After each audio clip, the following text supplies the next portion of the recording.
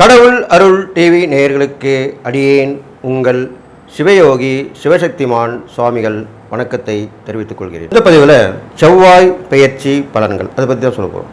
12 ராசிகளுக்கு உண்டான செவ்வாய் பயிற்சி பலன். இதனால் வரைக்கும் செவ்வாய் மீனராசியில் ராகுவோட சம்பந்தப்பட்டு இருந்தார். மேஷ ராசிக்கு மாறுறார், தன்னுடைய சொந்த வீட்டுக்கு மாறுகிறார். இதனால என்னென்ன பலன்கள் ஏற்பட போகுது அப்படின்றத 12 ராசிக்கு சொல்ல போறேன். அதுக்கு முன்னாடி பொதுவான பலன்கள் கிட்டத்தட்ட ஒரு 41 நாட்கள் இருக்கும். அதாவது 31/5/2024 முதல் 11/7/2024 வரை 1.5 மாசம் இருக்க போகிறார். அவர் இப்போ 41 நாள் இருக்கார். இதை பத்தி தான் இந்த விரிவா பொது பலனை சொல்ல போறேன். பொதுவா சொந்த வீட்டுக்கு வர எந்த ஒரு கிரகமா இருந்தாலும் நன்மை தான் செய்யும் அப்படின்றது சாஸ்திர தர்மம். அப்போ இதனால் வரைக்கும் மீனராசியில ராகுவோட சேர்ந்து இருந்த செவ்வாய் கடுமையான விளைவுகளை கொடுத்துட்டு இருந்தார். ஏன்னா ராகுக்கும் செவ்வாய்க்குமே ஆகாது. ராகு, கேது, சூரியன், சனி இது மாதிரி கிரகங்களுக்கு செவ்வாயோட இணைவோ செவ்வாயோட பார்வையோ கண்டிப்பாக நல்லது செய்யாது. அப்போ ராகுவோட செவ்வாய் இருந்து மீனராசியில இருந்து நிறைய விளைவுகளை, பின் விளைவுகள், விஷ ஜந்துக்கள் பயம், காற்றால் பரவக்கூடிய நோய்கள், நீரால் பரவக்கூடிய நோய்கள், இது மூலியமாவே இப்போ அது வந்துகிட்டு இருந்தது. நம்ம நாட்டுக்கு வரலன்றவல, ஆனால் மற்ற இடங்களுக்குலாம் வந்துகிட்டு தான் இருந்தது. இதான் உண்மை. இப்போ கொஞ்சம் நம்ம மனசு நிம்மதியா இருக்கலாம். ஏன்னா அவர் சொந்த வீட்டுக்கு போறாரு, மேஷராசிக்கு போறாரு. அப்போ மேஷராசியில் அவர் இருக்கும்போது என்ன பொது பலன் எப்படி ஏற்படும் கேட்டீங்கன்னாக்கா, அவர் மேஷராசியில சொந்த வீட்டில் இருக்கும்போது அவர் படைத்தளபதினு சொல்லக்கூடியவர். அப்போ அந்த படைத்தளபதிக்கு உண்டான சக்தி அவருக்கு வந்து சேரும். அப்போ படைத்தளபதிக்கு ஒரு நேரத்தில் சக்தி எப்போ வந்து சேரும்? அவர் ஏதாவது ஒரு போருக்கு புறப்பட்டாலோ, ஒரு சண்டை சச்சரவு தீர்க்க கிளம்பினாலோ தான் அது வரும். அப்போ வீட்லேயும் சரி நாட்டிலேயும் சரி சண்டை சச்சரவுகள் கொஞ்சம் அதிகரிக்கும். அதுக்குண்டான நேரம் தான் இப்போ வந்திருக்கு. அந்த செவ்வாய் அதுக்குண்டான வேலையை செய்வார். ஆனால் முடிவு சுபமாகத்தான் இருக்கும். ஏனென்றால் நம் இந்திய திருநாட்டிற்கு சித்தர்களுடைய அருள், மகான்களுடைய அருள்கள், இறை சக்தி எல்லாமே சேர்ந்து இருக்கிறது. இந்தியாவிலும் இருக்கிறது, குறிப்பாக தமிழ்நாட்டிலுமே அந்த சக்தி நிறைந்து இருக்கிறது. அதனால் பின் விளைவுகள் அவ்வளவாக வராது. சண்டை மூலம் அபாயம் வரும் ஆனால் வராது, இப்படிதான் சொல்ல முடியும். அதனால தான் இந்த பதிவில் இப்படி சொல்லிட்டு வரேன். அந்த பய உணர்வு வரும். எங்க நம்ம நாட்டுக்கு சண்டை வந்துருமோ, நம்ம எதிரி நாட்டு மேல் படையெடுத்துருவாங்களோ, எங்க பார்த்தாலும் சண்டை நடந்துட்டு அப்படின்னு பயம், உள்ளூர் பயங்களை உருவாக்கி கொடுப்பாரே தவிர அது சண்டை வருவதற்கு வாய்ப்பு குறைவுதான். அதுக்குள்ள நம்ம நாட்டு தலைவர்கள், அரசியல்வாதிகள் எல்லாரும் சேர்ந்து பெரிய ஐநா சபைலாம் இருக்கு. இதுக்குண்டான சண்டை வரது சமாதானம் பண்ணக்கூடிய ஐநா சபை இருக்கு. இதெல்லாமே பண்ணி ஓரளவு குறைச்சிருவாங்க. நம்ம நாட்டுக்கு வரத்துக்கு வாய்ப்பு குறைவாக தானே இருக்கிறது. இது இல்லாமல் பல தலைவர்கள் உருவாகுவார்கள். இந்த மேஷராசியில் செவ்வாய் வரும்போது தலைவராக இது வரைக்கும் இருக்காமல் இருக்கலாம். ஒரு அசோசியேஷன் ஏற்படுத்தி அதில் ஒருத்தர் தலைவராவார். ஒரு மேஷராசியாக கூட இருக்கலாம். அது இல்லாமல் நிர்வாக திறமையில திறமசாலை வெற்றி பெற்று பரிசு பாராட்டெல்லாம் பெறுவாங்க.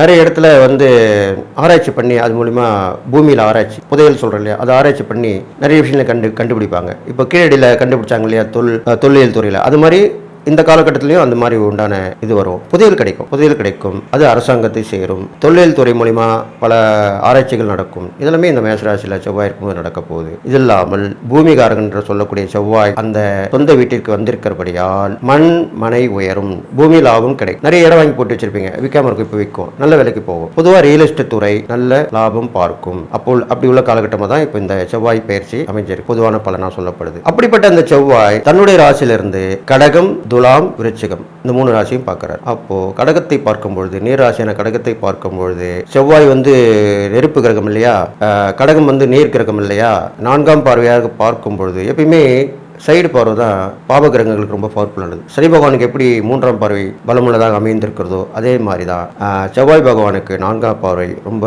பவர்ஃபுல்லாக இருக்கும். அப்போ எரிமலை வெடிக்கும், நெருப்பு குழம்புகள் வரும், கடலில் விழும், கடலில் உள்ள எரிமலை வெடிக்கும், இது மாதிரிலாம் நடக்கும். பூகம்பம் கண்டிப்பாக வரும். இந்த பூமிகாரகன் மேஷத்தில் அமர்ந்தர்கள், அதனால் பூகம்பம் வரும். ஒரு சில இடங்கள் வரும், போகும். அதனுண்டான பயமும் நமக்கு தென்பட தெரியும். நிறைய சாலை விபத்துக்கள் நடக்கும். அடிதடி பயிறது, ரத்த காயங்கள் ஏற்படுறது, ரத்தம் வருது, எல்லாமே நடக்கும். என்ன பயமத்தினே போறேன்னு சொல்றீங்களா? இல்லை, இதெல்லாமே நடக்கும். ஆனால் பெருவாரியான விஷயத்தில் நடக்காது. நம்ம நாட்டுக்கு அவ்வளோ நடக்காது. இது இறை வழிபாடு ஆலயம் பரிகாரத்தில். அதனால தான் நம்ம இறை வழிபாடு பரிகாரம் சொல்லிட்டு வரோம். அதனால தான் நம்ம மக்கள் எல்லாம் மீண்டு வராங்க. கொரோனா கூட எப்படி மீண்டு வந்தாங்க, இந்தியா எப்படி மீண்டு வந்தது, அது மாதிரி தான் நம்ம சொன்னால் கேட்போம். நம்ம பயப்படக்கூடியவங்க, ஆன்மீகத்துக்கும் பயப்படக்கூடியவர்கள் தான் நம்ம. பக்தியில பயபக்தி சொல்லலையா, அந்த பயபக்தி உருவாக்கி கொண்டவர்கள் தான் நம்ம இந்திய நாடு. அதனால கண்டிப்பாக நமக்கு அவ்வளோ பெரும்பாலும் சேதம் இருக்காது. அதே மாதிரி 7ஆம் பார்வையாக துளாராசியை பார்க்கிறார். துளாராசியை பார்க்கும் பொழுது கண்டிப்பாக தண்டனை கிடைக்கும். குற்றவாளிகளுக்கு கண்டிப்பாக தண்டனை கிடைக்கும். நீண்ட நாளா கேஸ் போயினே இருக்கும். பெரிய குற்றம் பண்ணிப்பாங்க மக்கள்லாம். என்ன இப்படி பண்ணிட்டானே விட்டுருக்காங்க அவங்களுக்கு எல்லாமே இப்போ தண்டனை கிடைக்கும். நீதிபதிகள் தன்னுடைய சத்திய வாக்கு தவறாமல் தீர்ப்பு வழங்குவார்கள். அடுத்ததாக விருச்சிகத்தையும் பார்க்கிறார். விருச்சிகத்தை பார்க்கறனால அதுவும் அவருடைய சொந்த வீடு தானே. அதனால விருச்சிகத்தை பார்க்கும்போது கடல் கடந்த வாணிகம் சிறப்படையும் ஷிப்பிங் மூலிமா. ஷிப்பிங்கில் இருக்கவங்களாம் நல்லா டெவலப் ஆவாங்க, நல்லா வருவாங்க. கடல் சீற்றம் அதிகரிக்கும், சுனாமி வருவதற்குண்டான வாய்ப்புகளும் தென்படும். இதெல்லாம் செவ்வாய் பயிற்சியால் இப்போ மேசராசிக்கு வந்தவுடனே இந்த 41 நாட்கள் கண்டிப்பாக நடக்கும். நல்லது எடுத்துக்கோங்க. கெட்டதுக்கு இறை வழிபாடும் பரிகாரம் தான தர்மங்கள் பண்ணிட்டு வாங்க. கண்டிப்பாக அதுலேருந்து வெளியே வந்துடுவீங்க. எல்லாம் நல்லபடியாக தான் நடக்க போகுது. இந்த செவ்வாய் பயிற்சி பலன் மக்களுக்கு நல்லதை மட்டுமே செய்ய வேண்டும். என்னுடைய உபாசன வீரக மகாவாரை வணங்கி உங்களுக்கு அவங்களுடைய அருள் பரிமாணங்களை சொல்லி வாழ்த்தி, ஓம் மகிஷத் பஜாய வித்மகே சண்டகஸ்தாய திமகே தன்னோ வாராகி பிரஜோதியாத், வாராகி ஒரு பரிபூர்ணம் உங்களுக்கு கிடைக்கணும்னு சொல்லி வாழ்த்தி, செய்வினை ஏவல் பிரச்சனைகளில் இருந்து முழுவதும் விடுபட, செய்தவர்களுக்கே திருப்பிவிட, கணவன் மனைவி பிரச்சனை விலக, தவறான உறவில் இருந்து விடுபட, தொழில் வியாபாரத்தில் முன்னேற்றம் அடைய, அதோடு தொடு வசியமை மூலம் விரும்பியவரை வசியம் செய்ய, எதிரி ஸ்தம்பனம் மை மூலம் எதிரிகள் துரோகிகளை உடனே அடிப்பணிய செய்ய நம்பிக்கையுடன் தொடர்பு கொள்ளுங்கள். ஜெயா டிவி புகழ் மேல்மருவத்தூர் ஞானகுரு அவர்களை. மிதுன ராசிக்குன்னு பார்க்கும்போது செவ்வாயான அந்த கிரகம் 11ஆம் இடத்துக்கு வந்திருக்கார். 11ஆம் இடத்துக்கு வந்துட்டு உங்களுடைய ராசிக்கு 2, 5, 6 இந்த 3 இடத்தையும் பார்க்குறாரு. பொதுவாகவே 11ஆம் இடத்துக்கு எந்த கிரகம் வந்தாலும் நன்மை தான் செய்யும். அந்த வகையில் பார்க்கும்போது உங்களுக்கு பூமி லாபங்கள் கண்டிப்பாக ஏற்படும். இடம் இல்லாதவங்களுக்கு இடம் கிடைக்கும். ஒரு இடம் கூட இல்லைப்பா, இடம் தானே வீடு கட்ட முடியும், அதுவே வழி இல்லையே, கடைசி வரைக்கும் நான் வாடகை வீட்டில் தான் இருக்கணுமா அப்படின்லாம் நினச்சிட்டு இருப்பீங்க மிதுனராசிக்காரங்க. அப்பேற்பட்டவங்களுக்கு தான் ஒரு இடம் அமையும். அந்த இடத்து மூலம் வீடும் கட்டுறதுக்கு உங்களுக்கு வழி பிறக்கும். இல்லைன்னா கட்டின வீட்டை வாங்குவீங்க. இதனால் வீடு மனை விஷயம் கண்டிப்பாக நடக்கும். 11ஆம் இடத்துல இருக்கார் செவ்வாய், கண்டிப்பாக நன்மையை செய்வார். அவருக்குண்டான அந்த தன்மை வெளிப்படும். இது இல்லாமல் நீங்கள் ரியல் எஸ்டேட் பண்ணுறதா இருந்தால் உங்களுக்கு அந்த தொழில் நல்லா வரும், அதில் வருமானம் சேரும். மூத்த சகோதரர் மூலம் உதவி ஒத்தாசை கிடைக்கும். நல்ல ஒரு திருப்பங்கள் ஏற்படக்கூடிய நேரமாக அவங்களுக்கு அமையும். மிதுனராசிக்காரங்களுக்கு திடீர்னு ஒரு டேர்னிங் பாயிண்ட் எப்படின்னா கேட்டிங்கன்னா, ரியல் எஸ்டேட்டில் கூட நல்ல பெரிய ஒரு வியாபாரம் அமைஞ்சு அது மூலிமா நிறைய கமிஷன் கிடைச்சா அது ஒரு டேர்னிங் பாயிண்ட் தானே. கோடியான வியாபாரம் பண்ணும்போது அது மாதிரி அமையாது, ஒரு சிலருக்கு தான் அமையும். அந்த மாதிரி அமைஞ்சால் கூட உங்களுக்கு நல்லது தானே. அந்த மாதிரி ஒரு திருப்பங்கள் அமையும். இதெல்லாம் போக்குவரத்து மூலிமா நன்மை நடக்கும். இதெல்லாமே நடக்கும். அது இல்லாமல் உங்கள் ராசியை உங்கள் ராசிக்கு 2, 5, 6 பார்க்குறாரு. 2, 5, 6 பார்க்கும்போது 2ஆம் இடத்தை பார்க்கும்போது குடும்பங்கள் ரொம்ப பொதுவாக சந்தோஷமாக இருப்பீங்க. எந்த சண்டை சச்சரவு இருக்காது, அமைதியாக இருக்கும். ஒவ்வொருத்தரும் அவங்கவுங்க வழியை பார்ப்பாங்க. அவங்களுக்கு தேவையானதை ஒருத்தருக்கு உதவி பண்ணிப்பீங்க. எப்பவுமே குடும்பத்தில் இருக்கவங்களுக்கு ஒருத்தருக்கு ஒருத்தர் அனுசரணையாக இருந்தால் தான் கண்டிப்பாக நல்லது நடக்கும்.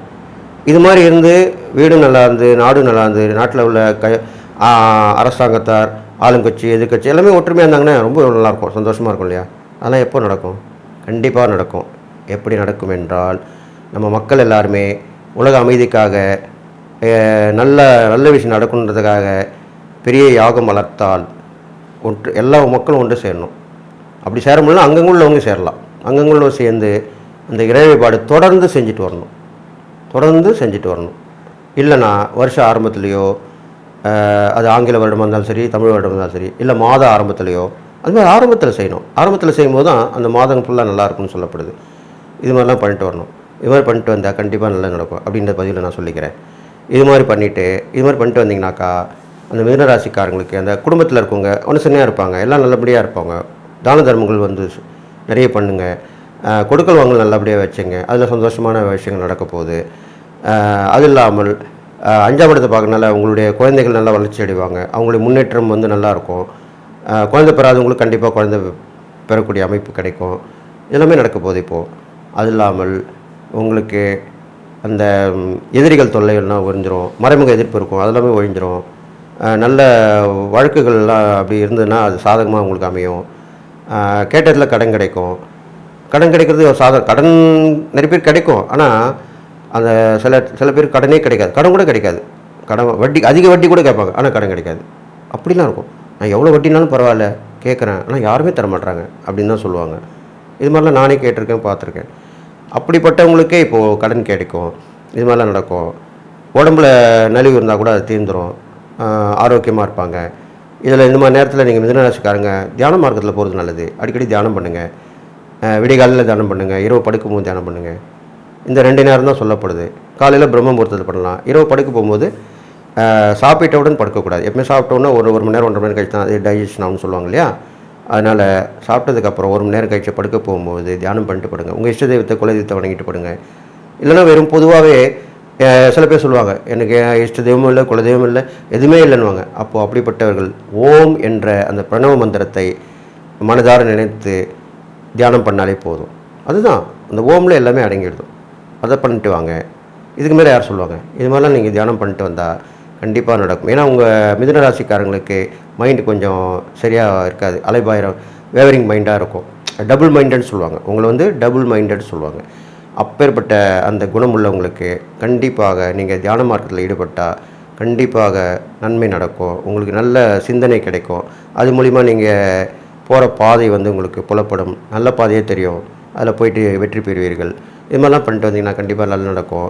அதனால் இந்த செவ்வாயுடைய பார்வை பலன்னு சொல்லியிருக்கேன். அது இல்லாமல் நீங்கள் வணங்கக்கூடிய அந்த முருகப்பெருமானும் வணங்கலாம், பெருமாளையும் வழிபடலாம். நல்லா கேட்டுங்க.